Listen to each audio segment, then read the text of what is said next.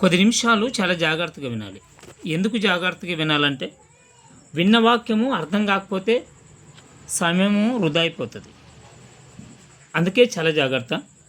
నేను చదవండి అన్నప్పుడు ఎవరైనా క్లారిటీగా చదివేవారు చదివి సహకరించండి. ఈరోజు మనం చూసుకోబోయేటువంటి మాట ఏమిటంటే క్రైస్తవుని గురించి. క్రైస్తవుడు ఎలా ఉండాలి, లక్షణాలు ఎలా ఉండాలి, మనిషి క్రైస్తవులు అంటే ఎవరు? మనం కేవలం చర్చికి పోయినంత మాత్రమే క్రైస్తవులమా? లేకపోతే మనలో ఏమన్నా క్వాలిటీస్ ఉండాలా? ఖచ్చితంగా ఉండాలి.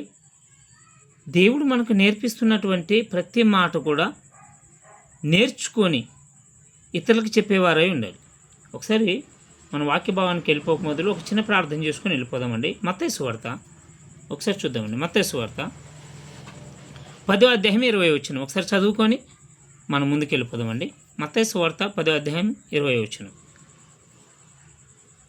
తీశారా ఎవరైనా?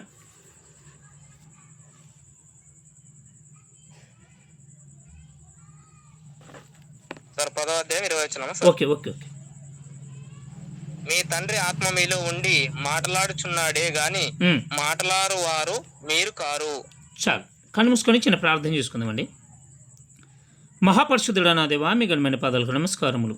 రాత్రికాల సమయం అంది ఇదిగోనైనా మరి మేము మీ మాటలు వినిచుండగా చాలా జాగ్రత్తగా భయము భక్తి కలిగి జీవించడానికి మాట్లాడుచున్నది నేను కదయ్యా, నా ద్వారా మీరు మాట్లాడుచున్నారు నా ప్రభు. మరి మీ పిల్లలు మీరు మాట్లాడుతున్నారని చాలా భయభక్తులు కలిగి ఉండడానికి నాయన, మరి ఈ లోకములో మేము జీవించుచున్నప్పుడు క్రైస్తవుడు అని చెప్పుకోవాలంటే నాయన మరి మాకు కొన్ని విషయాలు తెలియాలి.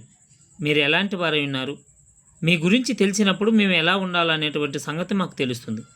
అందుని బట్టి నా ప్రభా మరి భయము భక్తి కలిగి జాగ్రత్తగా ఉండడానికి నా ప్రభా మరి మీరు మాకు కృపను ఆశీర్వాదం దయచేయండి నాయన. మరి చెప్పుచున్న నాకును వింటున్న మీ పిల్లలకు మీరు తోడుగుని నడిపించండి నాన్న. మరి వినే మీ పిల్లలకి వినేటువంటి చెవులను గ్రహించేటువంటి మనసును దయచేస్తారని యేసుక్రీస్తు అతి శ్రేష్టమైన నామములో అడిగి వేడుకుంటున్నా పరమ తండ్రి, ఆమేన్. ఓకే అండి, మంచిది. ఒకసారి గమనించినట్లయితే క్రైస్తవుని లక్షణం ఎలా ఉంది అంటే క్రైస్తవుడు చేయాల్సిన కొన్ని పనులు ప్రత్యేకంగా ఉంటాయి. ప్రతి మనిషి కూడా గమనించాలి. మన లక్షణాలు ఎలా ఉండాలంటే ఫస్ట్ మనకి దేవుని గురించి తెలియాలి. ఇది గుర్తుపెట్టుకోవాలి. ఎదుటి వాళ్ళ గురించి మనకు తెలిసినప్పుడు వాళ్ళ దగ్గర ఎలా ప్రవర్తించాలో మనకు తెలుస్తుంది. వాళ్ళ గురించి ఏం మాట్లాడాలో తెలుస్తుంది. వాక్యం మనకు తెలియకుండా, ప్రార్థన మనకు తెలియకుండా, దేవుని గురించి తెలియకుండా మనము భయభక్తులు కలిగి ఉండలేము. ఇది గుర్తుపెట్టుకోవాలి. కొన్ని లాజికల్గా చెప్తాను, చాలా జాగ్రత్తగా వినండి. కొన్ని విషయాలు అడిగినప్పుడు మీరు తక్కువ సమాధానం చెప్పాలి. ఎందుకంటే వాక్యము ఊగ చదువుకుంటూ పోతే ఎవరికి అర్థం కాదు. కొన్ని విషయాలు, చాలా విషయాలు, కొన్ని ఎందుకు మన కంటి కనపడే విషయాలు, మన ముందున్న విషయాలు ప్రతిదీ కూడా మనకి గుణపాఠం నేర్పుతుంది. బైబిల్లో నుండి కొన్ని విషయాలు చూస్తున్నప్పుడు మన ముందున్న వాటిని దానికి కంపేర్ చేసినప్పుడు బైబిల్ విలువేంటో మనకి జాగ్రత్తగా తెలుస్తుంది. మనము పేపర్ చదివినట్లు చదివేవారుగా ఉండకూడదు. ఇది గుర్తుపెట్టుకోవాలి. పేపర్ కాదు ఇది చదివేది. మనము ఒక పరిశుద్ధ గ్రంథాన్ని చదువుతున్నాం, ఒక జీవ గ్రంథాన్ని చదువుతున్నాం. ఈ వాక్యము ఏమై ఉన్నది ఒకసారి చూసుకుందామండి. దీని వాల్యూ మనకు తెలియాలి. దీని వాల్యూ తెలియకపోతే దాని గురించి మనము ఎలా రెస్పాండ్ అవుతామో మనకు తెలియదు. ఒకసారి చూద్దామండి యోహాను సువార్త. ఒకసారి చూద్దామండి యోహాను సువార్త 1వ అధ్యాయం 1వ వచనం. సింపుల్గా తీసుకోవద్దండి. వాక్యము అనగానే ఆది యందు వాక్యం ఉండెను, వాక్యం దేవుని యొద్ద ఉండెను, వాక్యము దేవుడై ఉండెను. ఏమంట? ఆది యందు అంటే ఏమిటి? భూమి ఆకాశములు సృష్టించక మునుపు, ఆదామవ్వ పుట్టక మునుపు ఏమున్నదంట? ఇది ఆది యందు వాక్యమును. ఈ వాక్యము ఇప్పుడు వచ్చింది కాదు. ఇది ఎంతోమంది ప్రవక్తలు ఒకరికొకరు తెలియకుండా 40 సంవత్సరాలు, 100 సంవత్సరాలు కాదు, ఎన్నో సంవత్సరాలు తేడా ఉన్న వాళ్ళు బైబిల్ గ్రంథాన్ని రాసినప్పుడు వాళ్ళ గురించి వాళ్ళకి తెలియదు. ఒక్కటి కూడా పొంతన లేకుండా ఉండదు. మనం ఒక్కటే సబ్జెక్ట్ని 2-3 రాస్తే, కానీ బైబిల్ గ్రంథం అంతమంది రాసినప్పటికీ ఎక్కడన్నా బైబిల్ మన అర్థం తెలుస్తుంది. మనం ఆది కాలం నుండి ప్రకటన వరకు నువ్వు చూసుకుంటే మనిషి పుట్టినాడు మొదలుకొని అంతమైనంత వరుసకు ఎక్కడికో తప్పు ఉన్నట్లు లేదు. సపోజ్ కొన్ని ఒకవేళ రెఫరెన్సులు రాస్తున్నప్పుడు కొన్ని అర్థాలు తెలియక అర్థాలు మారిపోవచ్చేమో కానీ, మాటలు మారిపోవచ్చేమో కానీ బైబిల్ తప్పులు ఉండవు. ఎందుకు తప్పులు ఉండవు? ఇప్పుడు సపోజు 10th తరగతి కానీ మనము చదివే ప్రతి ఒక్కరూ ఎగ్జామ్ రాస్తారు. ఇప్పుడు ప్రతిదీ కూడా ఎవరు టీచర్ చెప్పిందన్నే విన్నవారు. అందరికి సేమ్ మార్కులు రావాలి కదా, ఎందుకు రావు?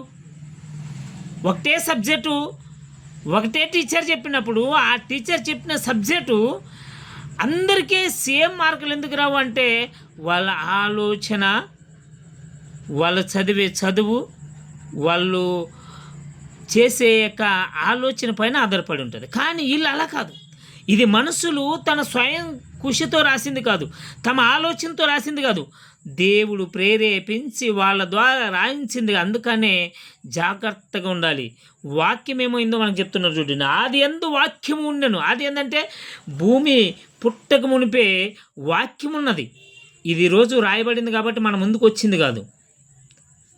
ఏమంటున్నాను? ఆది యందు వాక్యమును, వాక్యము దేవుని యొద్ద ఉండెను, వాక్యమే దేవుడై ఉండెను.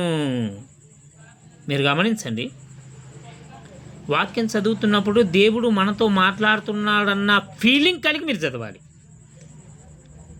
క్రైస్తవులందరూ కూడా ఆలోచన చేయాల్సినటువంటి విషయం ఏంటి తెలుసా? బైబిల్ గ్రంథాన్ని మనం చదువుతున్నప్పుడు మాట్లాడే ప్రతి మాట కూడా దేవుడు మనకి ఏది రాయించాలో, ఏది మాట్లాడాలని తన ఉద్దేశం ఉన్నదో ఆయన దాన్ని బేస్ చేసుకొని రాయించాడు. అంటే మనం వాక్యం చదువుతున్నామంటే పేపర్ చదివినట్లు కాదు చదివేది. దేవుడు ఏదో నాతో మాట్లాడుతున్నాడు. దేవుడే మాట్లాడుతున్నాడు. వాక్యము ఇప్పుడు చూడండి, మనం చూసుకుంటే ఈ దేవుడు ఎవరు చెప్పండి? అలా చూసుకుంటే క్రైస్తవులు కూడా చాలా రకాలు ఉన్నాయి. 3 దేవుళ్ళని, ఒక్క దేవుడని, త్రియొక్క దేవుడని, ఎలా ఉన్నవి. ఆ సబ్జెక్ట్ కాదు ఇది. ఒకటి గుర్తుపెట్టుకోవాలి, దేవుడు అనగానే సృష్టికర్త, ఆది అంతం లేనివాడు. మనుషులు ఆలోచన చేస్తున్నప్పుడు, చదువుతున్నప్పుడు ఇది కేవలము బుక్ కాబట్టి, పరిశుద్ధ గ్రంథం కాబట్టి కాదు. ఏమంటున్నాడు చూడండి, ఏమంటున్నాడు కిందికి 2వ వచనం.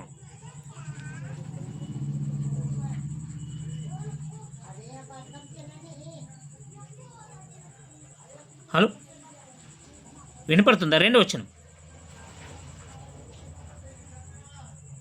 ఆయన ఆదియందు దేవుని యొద్ద ఉండెను, సమస్తము ఆయన మూలముగా కలిగెను.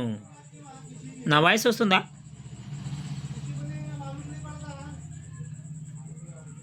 ఈ వాక్యమైన దేవుడు ఎవరు చెప్పండి? యేసుక్రీస్తు ప్రభు.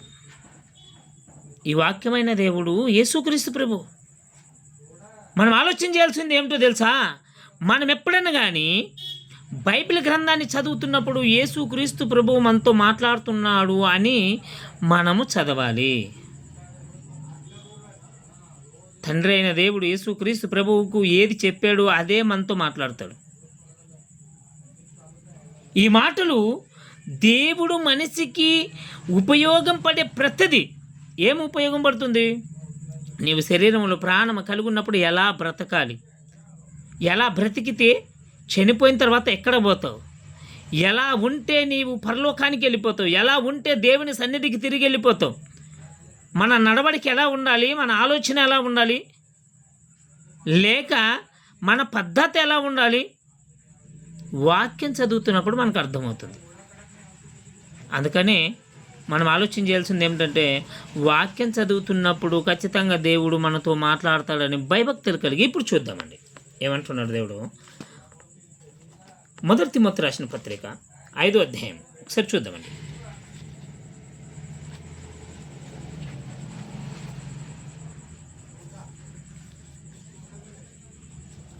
నాలుగో అధ్యాయం 1 తిమోతి రాసిన పత్రిక 4వ అధ్యాయం 10వ వచనం నుండి చదువుకుందాం. మనం మనుషులందరికీ రక్షకుడును మరి విశేషముగా విశ్వాసులకును రక్షకుడునైన జీవము గల దేవుని యందు మనము నిరీక్షణ నుంచి ఉన్నాము గనుక ఇందు నిమిత్తం ప్రయాసముతో పాటుపడుచున్నాము. ఏమంటున్నాడు? ఎందు నిమిత్తం అంట? మనము ఎలా ఉండాలో చెప్తున్నాడు చూడండి. ఏమంటున్నాడు? మనుషులందరికీ రక్షకుడైన మరియు విశేషముగా విశ్వాసులకు రక్షకుడైన జీవం గల దేవుడి యందు మనము నిరీక్షించి ఉన్నాము. మనం ఏముండాలంటే మనుషులందరూ కూడా మనం రక్షణ పొందాలంటే దేవుని యందు విశ్వాసము కలిగి ఉండాలి, నిరీక్షణ కలిగి ఉండాలి, అవిశ్వాసులుగా ఉండకూడదు. విశ్వాసము చాలా ప్రాముఖ్యమైనది క్రైస్తవుల్లో. నేను క్రైస్తవుడు కదా, నేను క్రైస్తవ కుటుంబంలో పుట్టాను కదా, కేవలము చర్చికి పోయినంత మాత్రము లేదా ప్రార్థన చేసినంత మాత్రము కానుకలు ఇచ్చినంత మాత్రము క్రైస్తవుడు కాలేదు. ఇది గుర్తుపెట్టుకోవాలి. దేవుని యందు నమ్మకము చాలా అవసరం, విశ్వాస జీవితము చాలా అవసరం. ఫస్ట్ మనం దేవుని గురించి తెలుసుకోవాలి. మనం ఎలా ఉండాలో మనకు గుర్తవుతుంది. ఆయన ఎవరు, ఆయన పరిస్థితి ఏంటి, ఆయన సామర్థ్యత ఏంటి, ఆయన బలమేంటో మనం తెలుసుకోవాలి. ఆయన బలమేంటో మనం తెలుసుకోకపోతే మనము ఎలా ఉండాలో మనకు తెలియదు. గుర్తుపెట్టుకోండి. ఎదుటి వాళ్ళు ఎలాంటి వాళ్ళు, ఎదుటి వాళ్ళ సామర్థ్యత ఏంటో తెలియకుండా మనం మాట్లాడలేము. కొన్ని విషయాలు ఎలా ఉంటాయంటే మనకు అర్థం కాని విషయాలు ఉంటాయి. అయిపోయిందిలే, మనం క్రైస్తవులం అంటే క్రైస్తవ కుటుంబంలో పుట్టాం కాబట్టి అందరు తీసుకుంటున్నారు కాబట్టి నేను బాప్తీసం తీసుకుంటే అయిపోయింది, లేకపోతే అందరు చర్చికి వెళ్తున్నారు కాబట్టి నేను చర్చికి వెళ్తే అయిపోయింది. ఇలాంటి భావన కలిగిన వారు చాలామంది ఉంటారు. జాగ్రత్త గమనించండి. చర్చికి పోయినంత మాత్రం పరలోకానికి పోవు, చర్చికి పోయినంత మాత్రం నువ్వు క్రైస్తవుడు కాలేవు, కానుకిచ్చినంత మాత్రం కాదు. బైబిల్ గ్రంథాన్ని చదివి దాన్ని పాటించి దానిలో ఉన్న దానిని మనం బట్టి దాన్ని ఫాలో చేసినప్పుడు, దాని ప్రకారం జీవించినప్పుడే క్రైస్తవుడు. క్రైస్తవుడు అంటే అమ్మ నాన్న పాటిస్తే కుమారులు గారేలు, అమ్మ నాన్న పాటిస్తే కుమార్తెలు గారేలు, భార్య పాటించిన భర్త క్రైస్తవుడు కాలేడు. భార్య కానీ భర్త కానీ ఎవరైనా సరే, కుమారుడు కానీ కుమార్తె కానీ ఎవరైనా సరే తనకు తాను తగ్గించుకొని బైబిల్ గ్రంథాన్ని చదివి బైబిల్ ఎలా ఉండమంటుందో, మనలో ఎలాంటి లక్షణాలు ఉండాలో మనము నిరీక్షణ కలిగి ఉండాలి. మొట్టమొదటిగా నిరీక్షణ అంటే నమ్మకం, దేవుని యందు విశ్వాసము. ఎవరొచ్చి చెప్పినా దానికి లోబడకుండానట్లు బైబిల్ చదివి బైబిల్లో ఏముందో తెలుసుకోవాలి. ఒక మంచి సంఘటన చెప్తాను నేను. ఎందుకంటే ఒకసారి గమనించాలి. చాలామంది బైబిల్ నమ్మితే చాలు, బైబిల్ మాత్రమే చదవాలి, ఇంక అయిపోయింది అనుకుంటే మనం పొరపడుచున్నాం. బైబిల్ గ్రంథంలో ఒక మాట ఉంటుంది చూడండి. మొదటి తెస్సలోనికి రాసిన పత్రిక 5వ అధ్యాయం 19 అనుకుంటే ఒకసారి చూద్దామండి.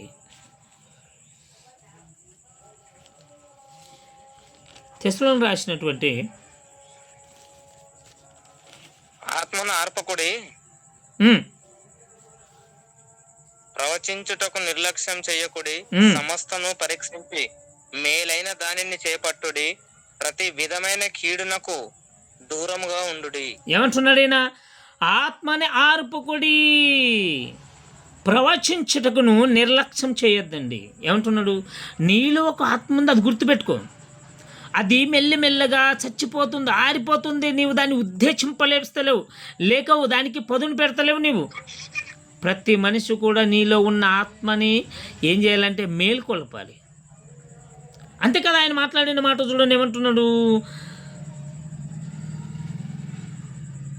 ప్రవచించండి, నిర్లక్ష్యం చేయొద్దండి, వాక్యం చెప్పడానికి నిర్లక్ష్యం చేయొద్దండి అని చెప్పేసి సమస్తమును పరీక్షించు మేలైన దానిని చేపట్టండి. సమస్తముని, భూమి మీద ఎన్ని గ్రంథాలావో తెలుసుకోవాలి. అప్పుడే నీకు బైబిల్ మీద పట్టు వస్తుంది, దాని వాల్యూ ఏంటి తెలుస్తుంది.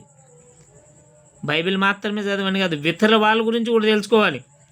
అప్పుడు వాళ్ళు రైటా మనం రైటా మనకు తెలుస్తుంది. నేను మాత్రమే రైట్ అనేది కాదు. ఆదాము అవ్వల్ని భూమి మీద తెచ్చినప్పుడు, ఆయన ఈ భూమి మీద పెట్టినప్పుడు వాళ్ళని ఏం చేశాడు? మీరు ఈ భూమి మీద సంతోషంగా ఉండండి, మీరు తినడానికి సమస్తమును పెట్టాను అన్నాడు. కానీ ఒక్క చెట్టుని పెట్టినప్పుడే ఆ చెట్టు వల్ల వాళ్ళ యొక్క స్థితి ఏంటో గుర్తయిపోయింది. వాళ్ళ పరిస్థితి ఏంటో ఏమైపోయిందంటే ఆ చెట్టు వల్ల గుర్తయిపోయింది. ఆ చెట్టు అయిపోతే పరిశుద్ధులే. ఇప్పుడు మనము కూడా చర్చికి పోయినంత మాత్రం పరిశుద్ధులు కాదు. మనము ఉత్తేజపరచుకోవాలి, సమస్తాన్ని తెలుసుకోవాలి. దేవుని వాల్యూ ఏంటో మనకు తెలుస్తుంది. అప్పుడు ఎవరో చెప్పారు కాబట్టి దాన్ని మాత్రమే నమ్మాలని కాదు. నీకు నీవు బైబిల్ చదువుతున్నావా? నీకు నీవు బైబిల్ని బాగా చదివి ఆలోచన చేసుకుంటున్నావా? మనం క్రైస్తవులం అంటే ఏమిటి? మొట్టమొదటిగా మనకి ఇక్కడ ఏమంటున్నాడంటే విశ్వాసము ఉంచాలి. మళ్ళా రాండి తిమోతి రాసిన పత్రికలకు ఒకసారి 11 వచ్చిన చూద్దామండి. ఈయనేమంటున్నాడు, చాలా జాగ్రత్తగా వినాలి ఈ మాటలు.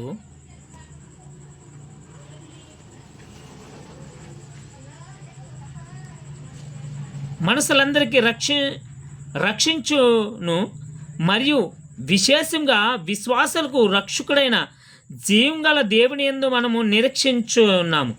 అంటే మనము నిరీక్షించి ఉన్నామంటే నిరీక్షణ పెట్టుకోవాలి. నిరీక్షణ అంటే ఖచ్చితంగా నమ్మకము. దేవుని పట్ల ఒకసారి నమ్మిన తర్వాత వెనక్కి కాలు తీయకూడదు. సమస్తాన్ని పాతిపెట్టి తిరిగి లేసి వచ్చినట్లు, మన పాత జీవితాన్ని పాతిపెట్టి వచ్చినట్లు. చూడండి కిందికి ఏమంటున్నాడు 11 వచనంలో, చదవండి. సార్ అదే అధ్యాయమేనా? అదే 4వ అధ్యాయం తిమోతి 4:11. కాబట్టి మీరు ఇప్పుడు చేయుచున్నట్టుగానే ఒకనికొకడు ఆదరించి ఒకనికొకడు క్షేమాభివృద్ధి కలుగజేయుడి. 1 తిమోతి 4వ అధ్యాయం 11 వచ్చింది. ఒక్క నిమిషం సార్. 1 తిమోతి 4:11. ఓకే. ఈ సంగతులు నాకు ఆజ్ఞాపించి బోధించుము. నీ యవ్వనమును బట్టి ఎవడును నిన్ను తృణీకరింపనీయకుము గాని మాటలలోను ప్రవర్తనలోను ప్రేమలోను విశ్వాసంలోను పవిత్రతలోను విశ్వాసులకు మాదిరిగా ఉండుము. ఏమంటున్నాడైనా? ఈ సంగతులు ఆజ్ఞాపించి బోధించుము. ఈ సంగతులు అంటే నీవు వినుచున్న సంగతులను, బైబిల్లో నేర్చుకున్న సంగతులను చాలా జాగ్రత్తగా పాటించాలి. ఏమంటున్నాడు? నీ యవ్వనమందు ఎవడు నిన్ను తుణికరింపక జాగ్రత్తగా చూసుకోవాలి. ఏం అందంగా ఉన్నావు అనగానే విర్రవిగిపోయేది కాదు. ఏంద్రా 6 బాడీ అనగానే విర్రవిగిపోయేది కాదు. ఏం బాడీ ఎట్లా ఉందనగానే ఇంత తెగిరేది కాదు. నిన్ను బట్టి నీ అందాన్ని బట్టి ఎవరు మోసం చేయకుండా చూసుకోవాలి. ఏం పాప అంత బాగున్నావు, అంత అందంగా ఉన్నావు అనగానే ఇట్లా అద్దంలో చూసుకునేది కాదు. స్త్రీ అయినా పురుషులైనా కనబడే శరీరాన్ని బట్టి మోసపోకండి. నీవెత్తున్నావా, లావున్నావా, కండలు తిరిగిందా, ఎర్రగున్నావా, నల్లగుండావా, పొట్టిగుండవా, దీంతో దేవునికి సంబంధం లేదు. ఇది కేవలము మనిషి ఆకారం మాత్రమే, మనిషికి కనబడే ఆకారం మాత్రమే. దీనివల్ల నీ మోసపోవద్దు. ఇది శాశ్వతం కాదు. నీవెలాంటి వాడవైనా, ఎంత సంపాదించినా, నీ శరీరాన్ని ఎంత బలంగా ఉంచుకున్నా, ఎన్ని పెట్టి ఎంతో సుందరంగా కనపడినా, చనిపోయినాడు నీ దేహాన్ని పురుగులు తినక తప్పదు. జాగ్రత్తగా మట్టిలో కలిసిపోతుంది, పురుగులు తింటాయి. శరీరంలో ఆత్మ వెళ్ళిపోయిన తర్వాత ఏం చేయలేవు, నువ్వు చేసే పరిస్థితి కూడా లేదు. అందుకంటున్నాడు, ఎవడు నిన్ను మోసం చేయకుండా జాగ్రత్తగా చూసుకో. కనబడి అందాన్ని బట్టి ఎవరైనా మోసం చేస్తున్నారా? అబ్బబ్బబ్బో ఏం అందంగా ఉన్నావు అనగానే మురిసిపోవద్దండి. ఈ అందాన్ని దేవుడు చూడడు. ఏమంటాడు? నీ యవ్వన బట్టి ఎవడు నిన్ను తుణికరింప నీకుము కానీ మాటల్లోనూ ప్రవక్తల్లోనూ ప్రేమలోను విశ్వాసములోను.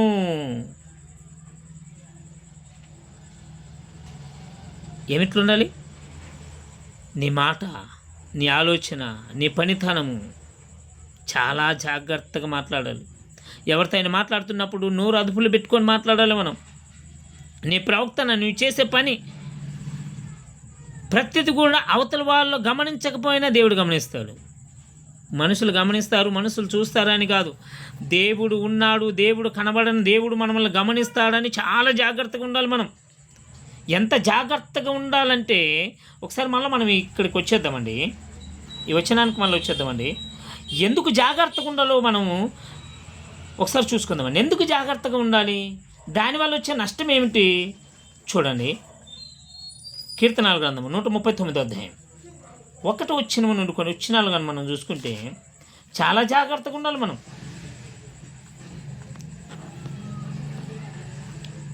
కీర్తనాల గ్రంథము 139 అధ్యాయం 1 వచ్చిన ఒకసారి చూద్దామండి. తీసినారా? యెహోవా నీవును నన్ను పరిశోధించి తెలుసుకొని ఉన్నావు. నేను కూర్చుండుట నేను లేచుట నీకు తెలియను. నాకు తలంపు పుట్టక మునిపే నీవు నా మనసు గ్రహించుచున్నావు. ఏమంటున్నాడు ఈయన? యెహోవా నీవు నన్ను పరిశోధించి తెలుసుకొని ఉన్నావు. ఎట్లంట? వంట చేయుచున్నప్పుడు, అట్లే వంట చేయుచున్నప్పుడు భీము తీసింది వండారు అనుకోండి, ఏమవుతుందో ఒకసారి చెప్పండి నాకు. భీము ఏరకుండగా, భీము సప్పరించకుండగా మీరు అన్నం వండారనకండి, మీరు వంట వేసినప్పుడు మీ భర్త తల్లిలో లేక మీ నాయన తల్లిలో కానీ మీ సహోదరుని తల్లిలో కానీ మీరు ఆ యొక్క భీముని సాపు చేయనట్ల, క్లారిటీ చేయనట్ల అలాగే వండి భూ వేశారనుకోండి, అప్పుడు ఏమవుతుంది ఒకసారి చెప్పండి? తల బజారం లేకపోతుంది. పరిశోధిస్తారు, షాట్లు వేసుకొని 4-5 సార్లు చెరిగి దాంట్లో రాళ్ళు ఉన్నాయా, మెరుగులు ఉన్నాయా, కోణంగా ఉందా, చెత్త ఉందా, చెదారం ఉందా, క్లీన్ చేస్తారా? అంత చయంగా తప్పిపోయిన రాయి వచ్చినా అప్పుడు ఉంటుంది మన పరిస్థితి. ఎదురులో తప్పిపోయిందంటారా? ఏమంటారు? కళ్ళు కనపడతలేవు నీకు? దేవుడు భీము కంటే శ్రేష్టంగా పరిశోధించి తెలుసుకుంటావు. నువ్వేం చేస్తావు? ఎవరితో మాట్లాడుతున్నావు? ఏం సంభాషిస్తున్నావు? ఏ ఉద్దేశంతో సంభాషిస్తున్నావు? ఏ ఉద్దేశంతో ఎవరితో ఎలా మాట్లాడుతున్నావు? ప్రతిది కూడా దేవుడు భీములో రాళ్ళేరినట్లు ఏరుతాడు. అంటే మనం ఎంత జాగ్రత్తగా ఉండాలో ఒకసారి ఆలోచన చేసుకోండి. ఏమంటున్నాడు? నేను కూర్చుండటయు నేను లేచుటయు నీకు తెలియను. నాకు తలంపు పుట్టక మునిపే నీవు నా మనసును గ్రహించి ఉన్నావు. నువ్వేడ కూర్చుంటావు? ఎందుకు కూర్చుంటావు? ఏ సందులో ఎందుకు తిరుగుతావు? ఎవరితో ఫోన్లో ఎలా చాటింగ్ చేస్తావు? నీ ఒంటరి రూమ్లో నువ్వు ఎలా వండుకుంటావు? పచ్చర ముచ్చుకొని ఎవరు కనపడకుండా చాటింగ్ చేస్తున్నావా? చూడకూడను చూస్తున్నావా? నువ్వేది చేసినా దేవుడు కనిపెడతాడు, చూస్తాడు. అందుకని జాగ్రత్తగా ఉండాలి మనం. ఎందుకంటే చనిపోయిన తర్వాత మన పరిస్థితి ఏంటో మనకి కళ్ళ ముందు కనపడాలంటే మనము బ్రతికి ఉండగా తెలుసుకోవాలి. ఎందుకు జాగ్రత్తగా ఉండాలంటే ఇందుకే దేవుడు చూస్తాడు కాబట్టి జాగ్రత్తగా ఉండాలి. ఎవరు చూడకపోతే జాగ్రత్త లేదు, కానీ దేవుడు చూస్తుండు కాబట్టి జాగ్రత్తగా ఉండాలి. నువ్వెందుకు కూర్చుంటావు? నీ ఆలోచన నీకు రాకమునిపే, నీ తలకాయలో ఆలోచన పుట్టి నీ యొక్క మనసులో ఎలా మాట్లాడాలి, ఏం మాట్లాడాలని తెలియక మునిపే నువ్వేం మాట్లాడతావో దేవుడు గ్రహిస్తాడు. నీ మనసులో మాట గ్రహించిన దేవుడు నీవు శరీరములు కలిగి ఉన్నప్పుడు నీ ఆలోచన నువ్వు చేసేటివి గ్రహించలేడా? అందుకే క్రైస్తవుడు చాలా జాగ్రత్తగా ఉండాలి. మరొకసారి ఇక్కడ వచ్చేద్దామండి, తిమోతి రాసిన పత్రిక మరొకసారి వచ్చేద్దామండి. ఆ 11 వచ్చిన మరొకసారి చూద్దామండి. ఏమంటున్నాడు చూడండి, ఎంత జాగ్రత్తగా ఉండాలో మనకు చెప్తున్నాడు. ఏమంటున్నాడు చూడండి, 11 వచ్చిన మరొకసారి. ఈ సంగతులు నాకు ఆజ్ఞాపించి బోధించుము. యవ్వనమును బట్టి ఎవడు చెప్పండి. నీ యవ్వనమును బట్టి ఎవడను నిన్ను తృణీకరింపనీయకుము గాని మాటలలోను, ప్రవర్తనలోను, ప్రేమలోను, విశ్వాసంలోను, పవిత్రతలోను విశ్వాసులకు మాదిరిగా ఉండుము. ఎట్లంట? విశ్వాసులకి మాదిరిగా ఉండాలి. ఏమిట్లో? నీ ప్రవర్తన, నీ ఆలోచన, నీ మాట తీరు, నీ పని తీరు అన్నీ కూడా బైబిల్ చదువుతున్నప్పుడు ప్రవక్తలు ఎలా ఉన్నారో వాళ్ళని అనుసరించి ఉండాలి. అది క్రైస్తవ లక్షణం. అయిపోయింది, చర్చికి పోయి వచ్చాను. ఇప్పుడు ఎవరు చూస్తలేరు కాబట్టి, అంత హిందువులు ఉన్నారు కాబట్టి నా ఇష్టం వచ్చినట్లు మాట్లాడచ్చు, నా ఇష్టం వచ్చినట్లు ఉండొచ్చు. ఎవరు చూస్తలేరు. ఈ ఉద్దేశం కాదు. అందం మోసకరము, సౌందర్యము వ్యర్థము అన్నాడు దేవుడు. శరీర అందం కాదు కావాల్సింది మనకి, మన మనసు అందం కావాలి, మన హృదయ అందం కావాలి. దేవుడు మనల్ని చూడగానే హత్తుకోవాలి. భయము భక్తి ఏంటో మనకు తెలియాలి. ముందు దేవుని భయము భక్తి ఏంటో తెలిస్తే అప్పుడు భయభక్తులు కలిగి ఉంటాం. ఎందుకు భయభక్తులు ఉండాలి? మళ్ళీ ఒక మాట మనం చూసుకుంటే ఒకసారి చూసుకుందామండి. అది కిందికి 13 వచ్చినాము.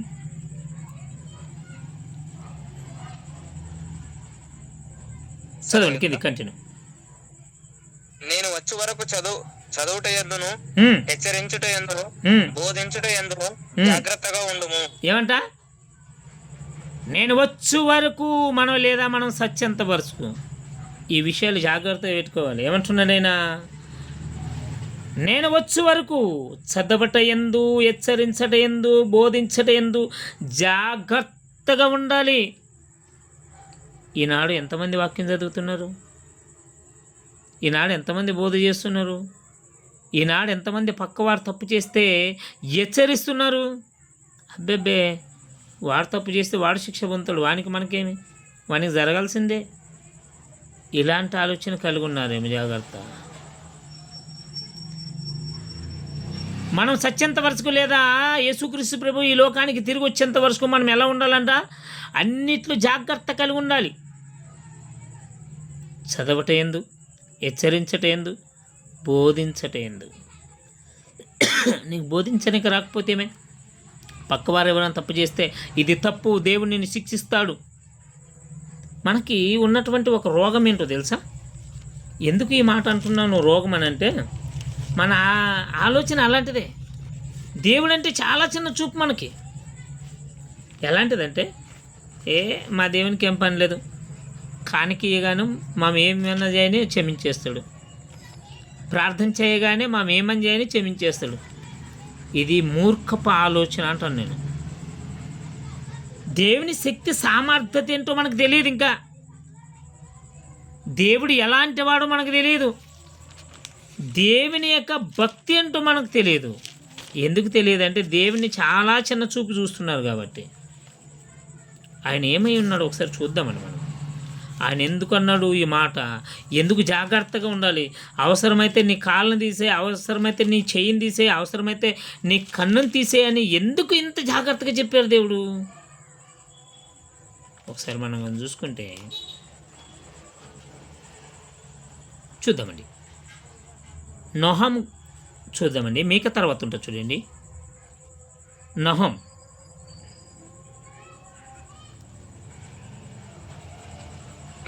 చెప్పండి సార్. గ్రంథం మొదటి అధ్యాయం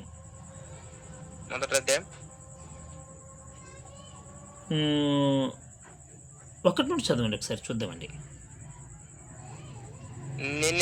నినేవాను గూర్చిన దేవోక్తి ఎల్కోషు వాడగు నహుమునకు కలిగిన దర్శనమును వివరించు గ్రంథము. యెహోవా రోషము గలవాడే ప్రతీకారం చేయువాడు, యెహోవా ప్రతీకారం చెయ్యును. ఆయన మహోగ్రత గలవాడు, యెహోవా తన శత్రువులకు ప్రతీకారం చేయును. తనకు విరోధులైన వారి మీద కోపముంచుకొనును. ఏమంటున్నాడు ఈయన? మనం ఆలోచన చేసినంత ఆలోచన పడు కాదు ఈయన. ఆయన అనుకుంటారు మనకున్న తెలివి ఆయనకి లేదనుకుంటారు. ప్రార్థన చేస్తే అయిపోయింది, దేవుడు బాగా చేసేస్తాడు. కానికేస్తే అయిపోయింది, మోకరిస్తే అయిపోయి, కన్నీళ్ళు విడిచిపెడితే అయిపోయి.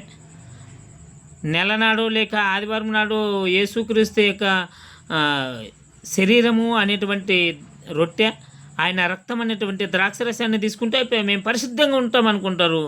దేవుడు ఎలాంటి వాడై ఉన్నాడో చెప్తున్నాడు చూడండి. నినవేను గురించి చెప్పుతూ, ఎందుకు ఈ నినవే ప్రజలు 40 దినాలు ఉపవాసం ఉన్నారు?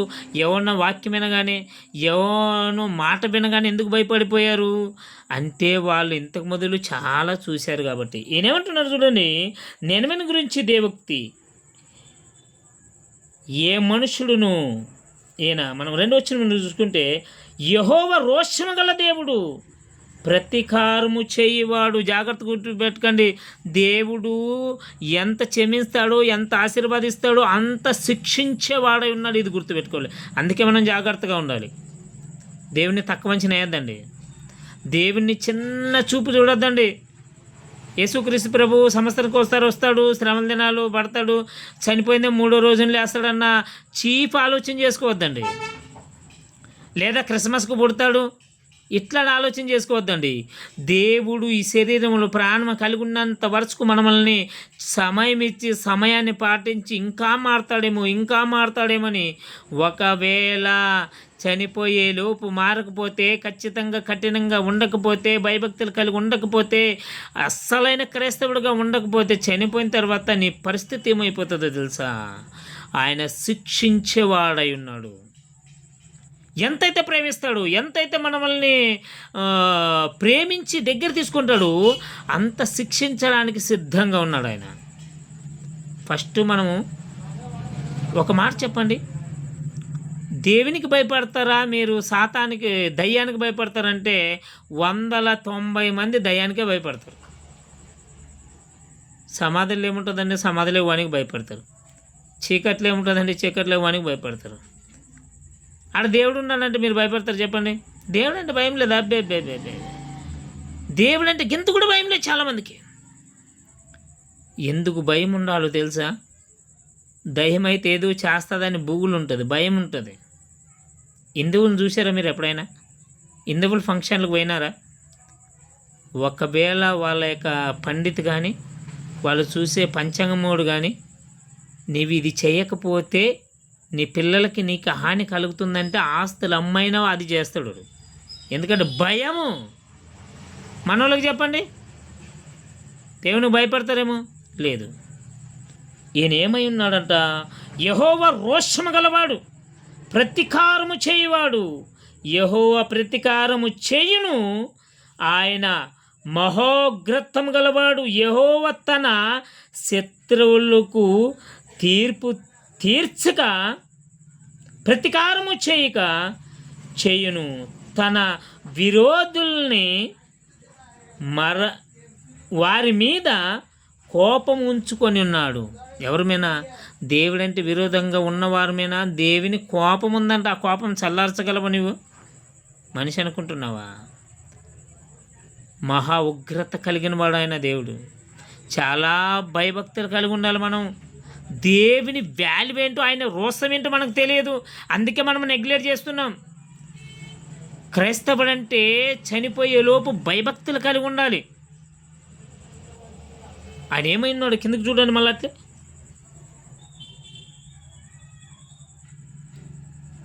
చదవండి కిందకి బ్రదర్. యెహోవా దీర్ఘశాంతుడు, మహాబలము గలవాడు. ఆయన దోషులను నిర్దోషులుగా ఎంచడు. యెహోవా తుఫానులోను సుడిగాలిలోను వచ్చువాడు. మేఘములు ఆయనకు పాదధూళిగానున్నవి. ఏమంటున్నాడైనా? యెహోవా దీర్ఘశాంతము గలవాడంట. ఎంతో శాంతిపడు కాబట్టి అయిపోతు మనం బ్రతికున్నాం. ఆయన కోపం వచ్చిందనుకో, ఇలా అనగానే నాశనం అయిపోతాం మనం. సొదొమ గొమొర్రా పట్టణాల గురించి విన్నారు కదా, మీరు చదివి ఉన్నారు కదా. ఆదికాండం 19 అధ్యాయంలో ఈరోజు వరకు ఆడ సందర్కులు సందర్శించి ఉన్నారు. గడ్డి పోగు కూడా మలవలేదు తెలుసా? ఒక్క గడ్డి ముక్క కూడా లేదాడా. ఆనాడు కాలిస్తే ఈనాడు వరకు అక్కడ భూమి పని చేయలేదు. మరి వాళ్ళ ఎమకలతో సహా ఎలా కాలిపోయింటో చూడండి. ఆయన బలం తెలియదు మనకి, ఆయన వాల్యూ తెలియదు. ఆయన ఎలాంటి వాడు చెప్తున్నాడు చూడండి. ఏమంటున్నాడు? యెహోవా దీర్ఘశాంతము గలవాడు, మహాబలము గలవాడు.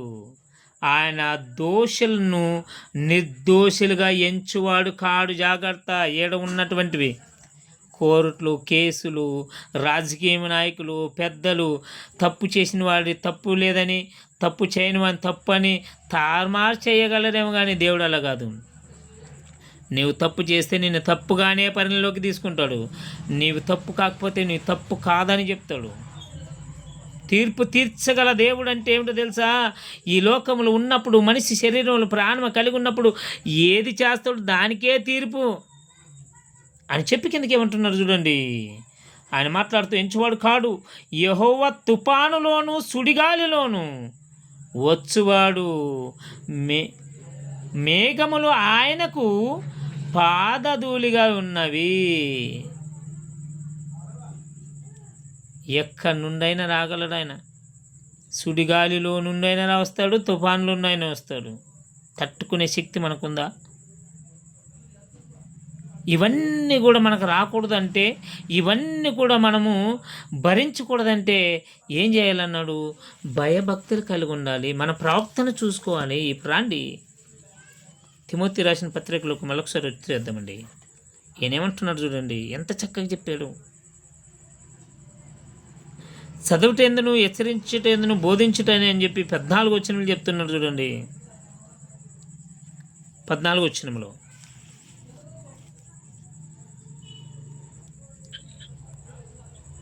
సార్ 5:14 కదా, 4:14. 4:14.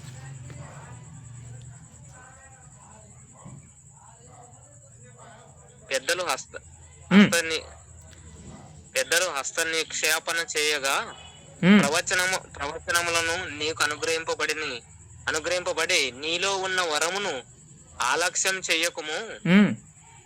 నీ అభివృద్ధి అందరికీ తేటగా కనబడు నిమిత్తము వీటిని మనస్కరించుము, వీటి ఎందే సాధకము చేసుకొనుము. ఏమంటున్నాడైనా? పెద్దలు అనగా ఎవరైనా బైబిల్ పండితులు, నీవు ఏ డినామినేషన్ల నుండి నీ పైన ఉన్నవారు నీ నెత్తి మీద చేయబెట్టి నిన్ను ఆశీర్వదించి నీకు ఒక అర్హత ఉందని నిన్ను ఆశీర్వదించినప్పుడు నీలో ఉన్నటువంటి టాలెంట్ని ప్రూఫ్ చేసుకోవాలి నువ్వు. ఈయనేమంటున్నాడు? పెద్దల హస్త నిక్షేపణ చేయగా ప్రవచనమును ఆలస్యం చేయవద్దు అంటున్నాడు. నీకు కలిగినటువంటి ఆశీర్వాదము నిర్లక్ష్యం చేయవద్దు. నీలో పాట పాడే లక్షణం ఉందా? నీలో ప్రార్థన చేసే లక్షణం ఉందా? నీలో వాక్యం చెప్పే లక్షణం ఉందా? ఎలాంటి లక్షణం ఉంది? ఏదానికి నీవు ప్రభావితమవుతావు దాన్ని ఖచ్చితంగా బయట పెట్టాలి. దాన్ని ఆలస్యం చేయరాదు. ఒకసారి ఆలోచన చేసుకోండి. ఒక 20 రూపాయలు నీళ్ళ బాటలు తీసుకుంటాం, దాని మీద కంపెనీ వాడు ఒక డేట్ వేస్తాడు, ప్రజెంట్ డేటు,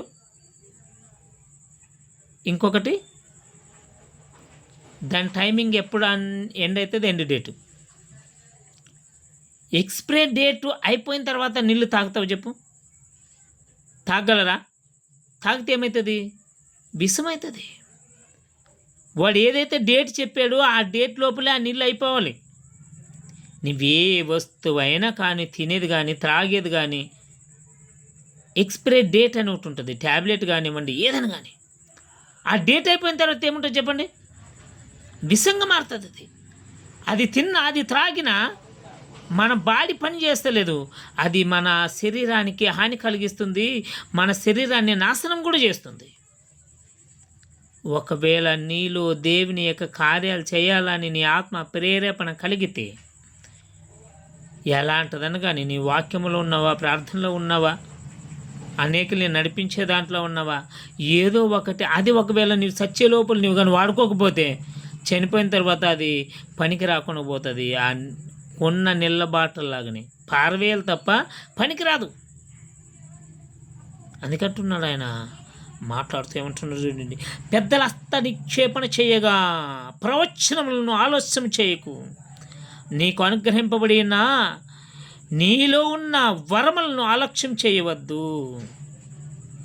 నీలో ఏదైతే ఉన్నదో, దేనికైతే నీ ప్రభావితమయ్యావో దాన్ని ఎప్పుడు కూడా నిర్లక్ష్యం చేయొద్దు. ఇతరులకు చెప్పాలా? చెప్పే. ఎందుకంటే అంత లోపల నువ్వు చెప్పకముందే నువ్వు చచ్చిపోతే వ్యర్థమైపోతుంది. అది 60 ఏళ్ళు లెక్క చెప్పుకుంటావు. దేవుడు ఒకవేళ ఇదిగో నీకు ఈ తలంపు ఇచ్చింది కదా, ఈ పని ఎందుకు చేయలేదని, ఈ పని నువ్వు ఎందుకు చేయలేదని అడిగితే నువ్వేం చెప్పగలవు?